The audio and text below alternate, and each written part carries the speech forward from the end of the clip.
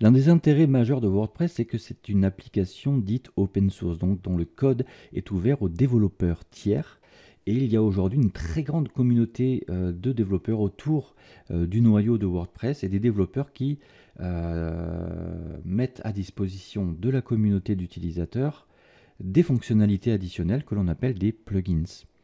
Donc ces fonctionnalités additionnelles, qui sont très simplement installables via votre WordPress, vont pouvoir vous permettre de faire absolument ce que vous voulez en termes fonctionnels avec votre site internet. Vous voyez qu'aujourd'hui nous avons 34 729 extensions, donc modules additionnels pour WordPress disponibles, beaucoup gratuitement, hein, quasiment l'intégralité gratuitement. Quelques plugins présentent des modèles économiques dits premium, donc qui laissent un tas d'options sans payer, mais à partir du moment où l'on veut accéder à quelques options avancées, il faut là payer une licence qui en général est très modique.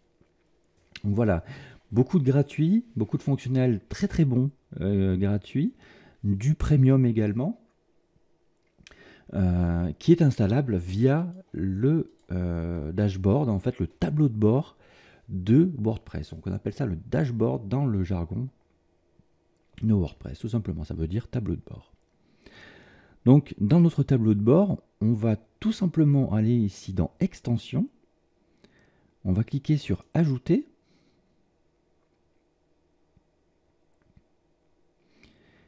et je vais dans le formulaire ici des extensions, de recherche des extensions dans la base des extensions créées par les développeurs tiers de WordPress, donc les développeurs de la communauté, hein, ce qu'on a vu ici. Donc je vais avoir accès à cette base de 34 729 plugins directement à partir de mon site WordPress. Donc si je veux charger un formulaire, je tape un mot relatif à formulaire et je vais pouvoir ici installer maintenant le module que je veux. Je vais le choisir. Si j'ai un nom en tête, déjà, je vais pouvoir le mettre ici. Sinon, si je n'ai pas vraiment de nom en tête, je vais mettre des mots-clés dans ce champ-ci et je vais chercher les résultats qui s'affichent. Il faut en général, lorsque vous installez une fonctionnalité additionnelle, voir s'assurer de la qualité. La qualité, vous allez vous en assurer avec le nombre de téléchargements. Voilà. Si on a un plugin qui dépasse environ la dizaine de milliers de téléchargements et aussi que ce dernier est assez fréquemment mis à jour, là 3 mois on peut dire que c'est raisonnable en termes de mise à jour. Si ça dépasse 6 mois, 1 an, là il faut mettre des réserves sur le dynamisme en fait du développeur qui a mis en place cette fonctionnalité là, hein. Donc vous voyez bien ici, voilà, par exemple on a 2 semaines au niveau de la mise à jour, donc ça prouve que c'est soit une nouvelle fonctionnalité ou soit un développeur qui est très actif et qui maintient très bien son produit. Donc là, vu qu'on a 668 000 téléchargements et une dernière mise à jour il y a 2 semaines, on peut se dire que c'est quelque chose de vraiment très populaire et on peut lui faire confiance. Une fois que l'on a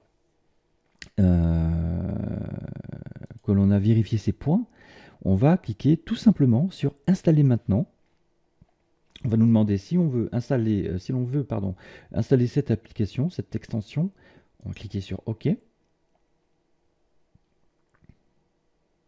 Et l'installation se fait automatiquement. Voilà, vous n'avez rien d'autre à faire pour installer une fonctionnalité à votre WordPress. Donc vous accédez directement via votre tableau de bord à toutes les fonctionnalités créées par la communauté. Voilà, donc là l'extension a fini son installation. Donc je vais cliquer ici tout simplement sur activer l'extension.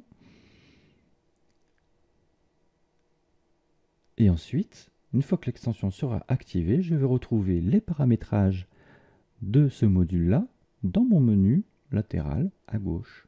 Voilà, donc je vais le retrouver dans les réglages ou peut-être ailleurs parfois. Nous allons voir où est-ce que nous allons trouver cette fonctionnalité. Cela peut dépendre en fonction des plugins, donc de ces modules qui sont installés, qui n'ont pas toujours leur paramétrage situé dans les mêmes endroits forcément.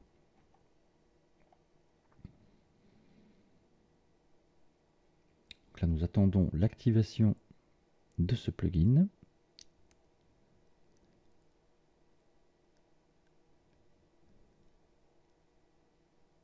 qui met un petit peu de temps à s'activer. Voilà, ça y est.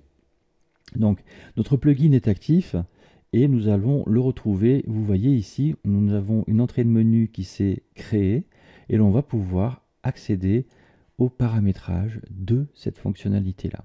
Alors, vous avez sur WordPress des plugins. Les plugins les plus populaires sont en général traduits en français et dans de très nombreuses langues parce qu'il y a beaucoup de traducteurs également communautaires qui traduisent les extensions les plus utilisées sur WordPress. Vous allez parfois tomber sur des niches fonctionnelles qui n'auront pas forcément bénéficié de traduction.